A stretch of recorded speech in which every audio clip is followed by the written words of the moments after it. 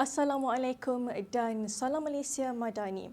Baiklah, pada ketika ini, Malaysia telah pun mengeluarkan amaran angin kencang dan laut bergelora kategori pertama bagi Selat Melaka Utara dan juga kategori kedua bagi kawasan perkapalan Phuket.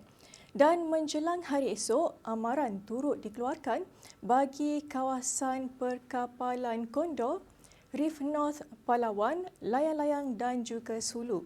Amaran ini dijangkakan akan berkuat kuasa sehingga 7 Ogos nanti. Dan di sepanjang tempoh amaran, keadaan ini adalah amat berbahaya kepada aktiviti perkhidmatan feri, bobot kecil serta sukan dan rekreasi laut.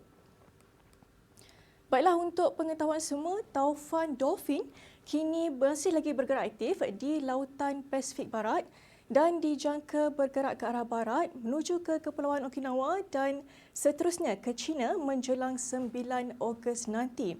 Dan keadaan ini berpotensi menyebabkan keadaan angin yang agak kencang di wilayah Sabah dan juga wilayah Persekutuan Labuan sekitar 6 sehingga 9 Ogos nanti.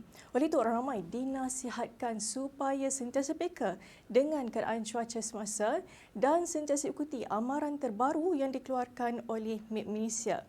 Baiklah, seterusnya kita lihat tinjauan cuaca semasa di mana hujan beserta ribut petir kini hanya dilihat berlaku melibatkan kawasan pedalaman negeri Kedah, Perak, Kelantan, Terengganu, Pahang serta pedalaman Selangor dan juga bahagian timur negeri Johor. Dan demikian, keadaan ini dijangkakan akan beransur reda menjelang lewat petang nanti. Manakala bagi Sabah dan Sarawak, hujan beserta ribut petir kini dilihat lebih tertumpu di bahagian barat negeri Sabah iaitu melibatkan bahagian pantai barat dan juga pedalaman serta di kebanyakan kawasan di wilayah Sarawak terutamanya di kawasan-kawasan pesisiran.